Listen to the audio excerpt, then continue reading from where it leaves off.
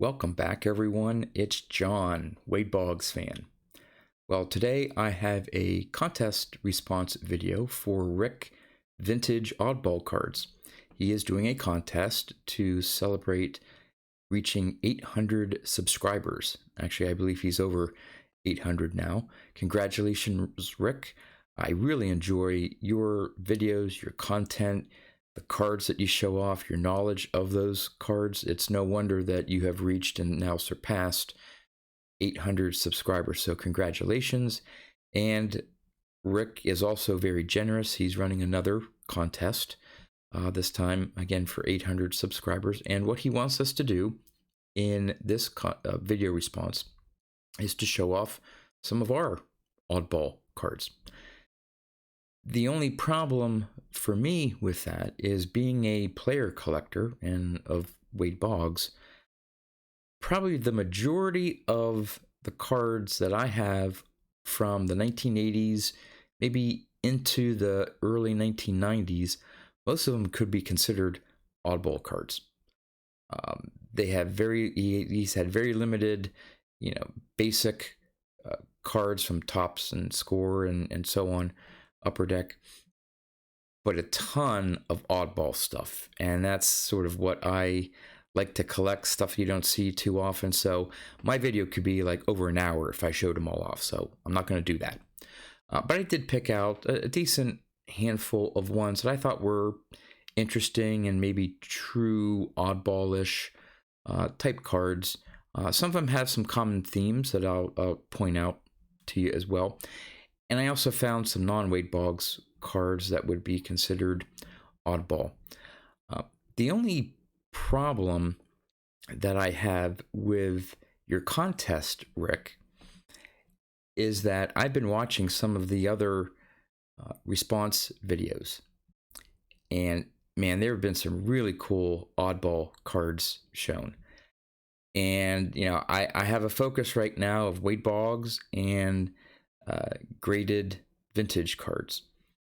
And man, some of these cards are really testing my collection focus, especially those Kellogg's 3Ds that I've seen some people show off, some of the Topps Super and Topps Giant from 1964, I believe, and some others. They're really cool cards. And so I found myself checking eBay, looking up, how much some of these are going for and so on. And I had to stop myself and say, John, you need to stay within your lane, stay within your focus, because I can't get everything that's out there. But man, I would love to collect some of those Kellogg's 3D sets. I have a couple to show off, but nothing even close to a collection. But with that said, with me focusing on vintage cards, graded cards, who knows, maybe I could expand it from just the Topps issues to maybe going after some of the Topps Supers or the Topps Giants once I get back to 1964. So maybe even some of the Kellogg's and from the 70s. I know they went into the early 80s as well, but so who knows, maybe some of those will find my way into my collection. So anyway, Rick, great idea for a contest. I'm going to turn the camera around and let's go look at some oddball cards. All right, I'm going to start off with some of my non-Wade Boggs oddball cards. And the first one I have here, it was made by Field of Vision Productions, and it's to commemorate Rickey Henderson breaking the stolen base record. And you can see it's a hologram there, and it's really neat, celebrating 939 stolen bases. Really cool card there. It also came with like a ticket, Silver Star Authentic,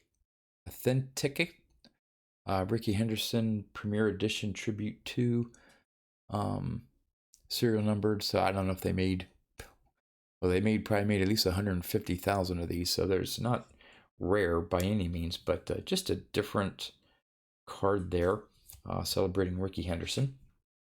Then I have a few of the Kellogg's cards. The first couple here from 1981. Here is a Willie Wilson. They're not in the best condition, but there's a Willie Wilson. I have a Mike Schmidt, Pete Rose. Now this one is in pretty nice condition. I got this from Eric Four Leaf Cards. He had, I think, got like a complete set. You can still see some of the perforation marks along the side, maybe there. Really nice condition. Want to know if anyone was interested, and it was Fred Lynn of the Red Sox. So I said, yeah, and he sent it to me. So that one's in really good condition. And then I have a couple from 1983, Jack Morris and Hal McRae. Don't know how I came about these cards. Didn't really collect them, although maybe it was just a random, found them in Kellogg's packages as a kid, so kept them. So those are my Kellogg's. And then I have these two Stofers, Legends of Baseball. I have a Don Drysdale. There's no year to it, so I'm not sure. It made the Hall of Fame in 1984. My guess is this was something in the late 80s, early 90s. And I also have one of Willie Stargell. Looks like it was a 5-card set, 3 out of 5 and number 5 out of 5. Supposedly, I tried it briefly, but supposedly you can pull that tab and the player pops up, and I don't know, maybe there's some additional career highlights or something like that, but I didn't want to ruin the cards, so I didn't try pulling on them. So those are two Stofers Oddball cards. And then to wrap things up, these are some Nabisco All-Star Legends autographs. I think these were sent away with so many proof of purchase or something like that for Nabisco.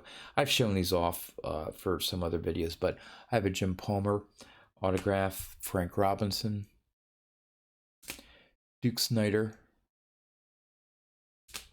Bob Gibson, and this is an Nabisco All-Star autographs of Willie Stargell.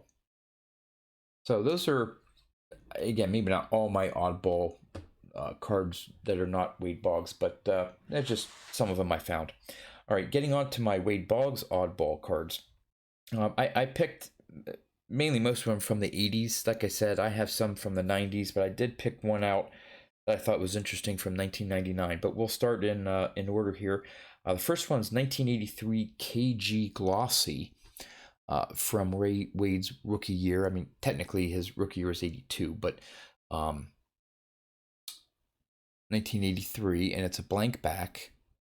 So again, if you don't know really what you're looking at, you may not know what set this is from, but it's from KG Glossy. Then we have a 1984, I love this card, Ajax Dog Food. Supposedly it was a 10-card set. There's one actually listed on eBay, 9 of the 10 cards, and they want like $700 or $800 for the set.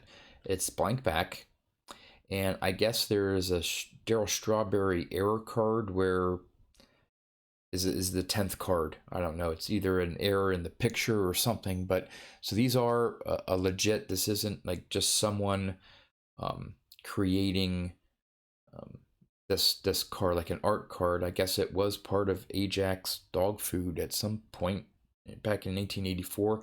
And I think there may be an 85 version. Boggs isn't in it, but yeah, so that was interesting. Then we go to 1984 Drakes, pretty common, but one of those food issues. This is Wade's first Drakes card. He has others, but I'm not showing them off here. But the backs look very similar to 84 Topps. Then we have 1984 Milton Bradley, Championship Baseball by Milton Bradley there. And on the back, it has his batting record, and looks like it's part of a game where you roll the dice, and it tells you whether you get a hit, a ground out, a home run, or whatever. So I'm not sure exactly what Milton Bradley game, other than I guess maybe the game's called Championship Baseball. I haven't looked into whether there's a game that's what it was called, but neat card there. Then we go to the 1984 Ralston Purina. And I think This wasn't the one that Eric Four Leaf Cards showed off on his response video. I think it's the next one, but you'll see here it says Ralston Purina and there's the back. Now the next one I have to show off is the 1984 Topps cereal. And if you're seeing double, that's because you are. It's the same card design as Ralston Purina, but they just changed the logo there, and instead of Ralston Purina, it says Cereal Series.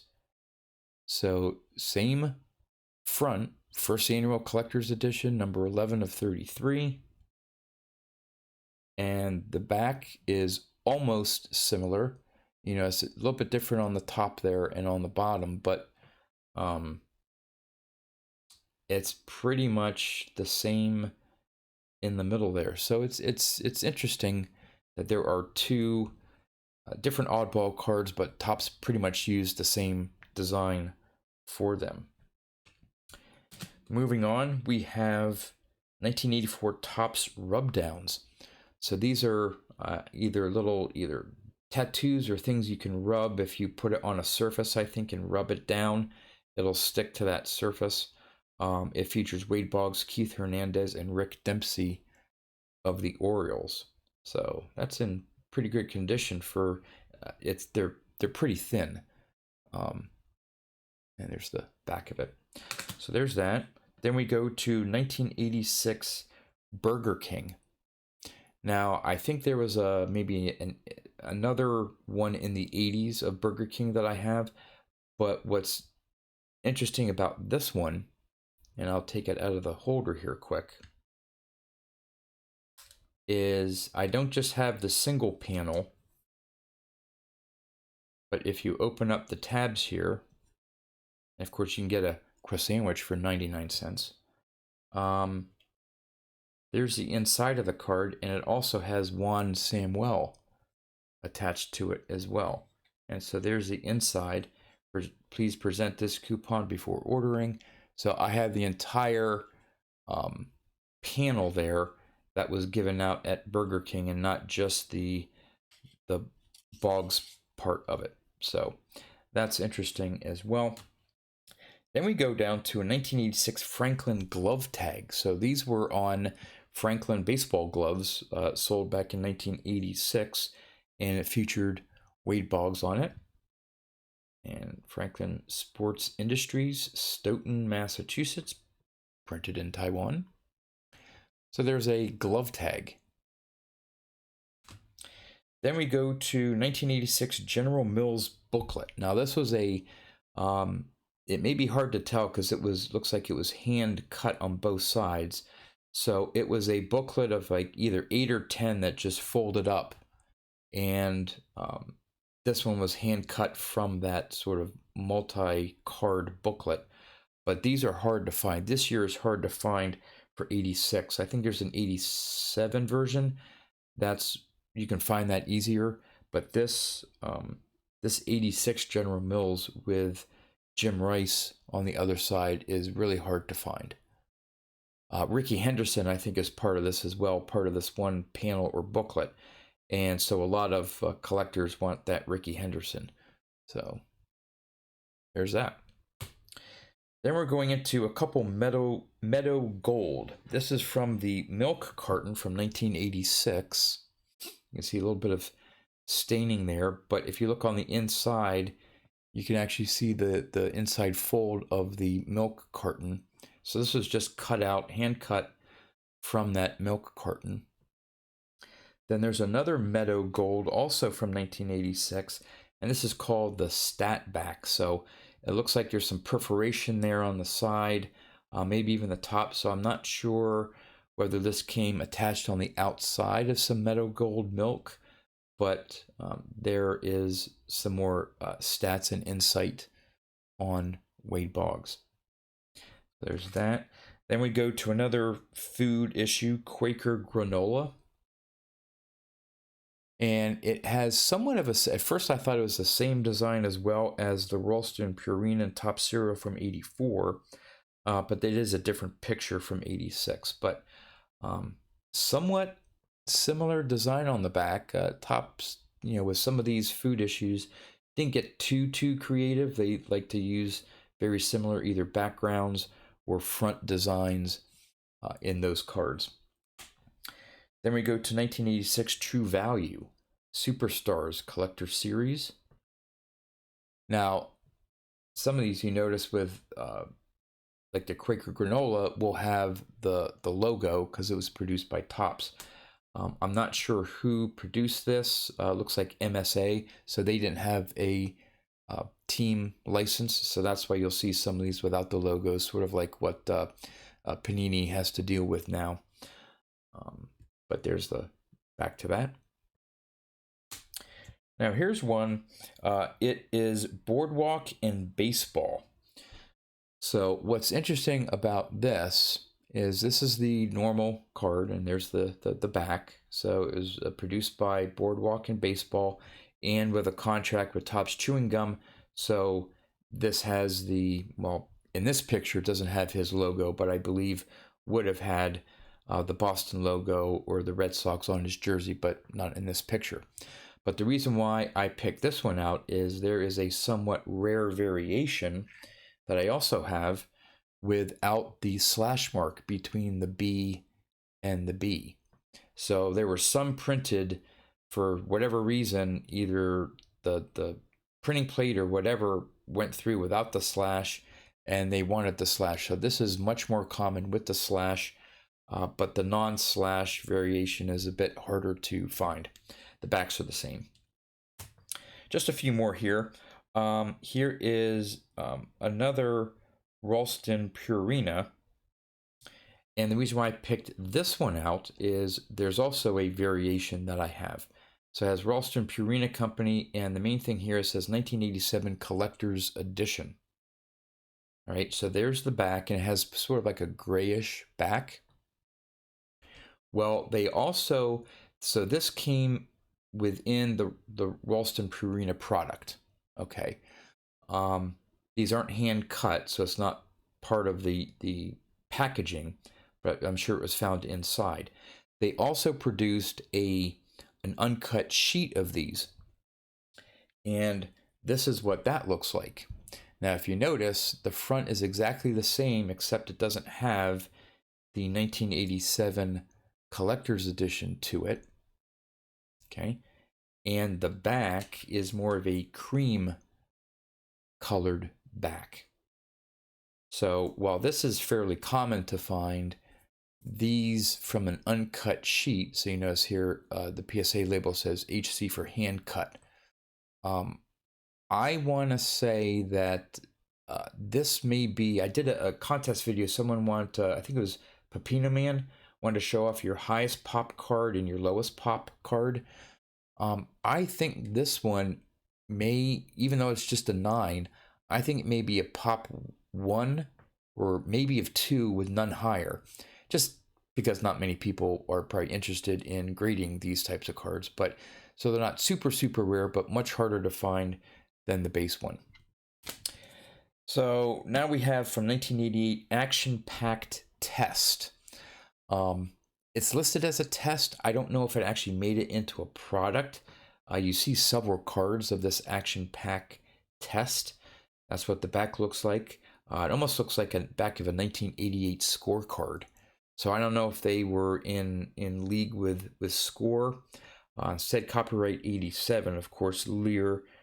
Score, came out in 1988. This is listed as a 1988 card. So again, High Pro Marketing Inc. I don't know much more about it, but it's called Action Packed Test Card. Then we have a Chef Boyardee from 1988. I mention this because the town I grew up in, Milton, Pennsylvania, is sort of like the home of Chef Boyardee. Now it's not Chef Boyardee anymore. I forget the company that took them over, but Chef Boyardee had its roots in Milton, Pennsylvania. I think started back in the, I may get this wrong, 1930s maybe. And anyway, that's why I chose this Chef Boyardee card from 1988. And just a couple more, 1988 MSA Jiffy Pop discs. Now, I have a bunch. Again, I just pulled out one. This MSA is like was a marketing company, and they did all type of Jiffy Pop, other iced tea, tops, things like that. And you have some of them that are cut out, and some of them you can still find the uncut proofs or samples, whatever you want to call them. Some of them still have the perforation. Some of them are from an uncut stamped sheet, and people have cut them out into squares. So this is just an example of like a Jiffy Pop disc. So from 1988. Then here's another interesting oddball one from 1988. It's Topps Cloth. And I don't know if you can maybe make out there. It has a texture to it. You may be able to see it there a little bit. There we go. That's a better look. And it's basically a paper sort of cloth type, and you can even see there's even some slight minor holes in it. I don't know all the facts to it. It's blank back, and this will maybe give you a better look at it. I don't know if they're meant to be, I doubt they'd be meant to put in water or something, but I don't know. Now this one, it's pretty off center, but you don't see these come up much at all. They are a pretty rare test issue that Topps put out. Again, don't know what they were thinking, but yeah, it's Topps Cloth from 1988. And the last single one I have to show off is from 1999. The reason why I thought this was interesting is it's a Devil Rays Boy Scout card. So Wade Boggs Collector's Edition, Boy Scout logo there, okay?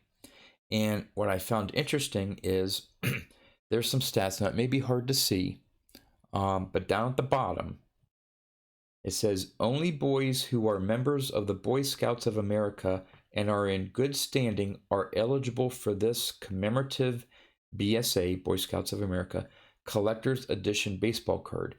It is not to be sold. Limited edition, one printing only. Now, to be fair, growing up, I was at one time a Boy Scout, so I feel I can legitimately own this Boy Scout card. But I found that interesting that it specifically says here it's not to be sold, and obviously someone sold it to me. But anyway, last thing is, Rick, I know in your video you showed off an M&M's, I believe it was an M&M's panel. Well, I have one as well. It is with Wade Boggs and Jack Morris. So it's an unperforated one, pretty good condition. And there's the back of the M&M's.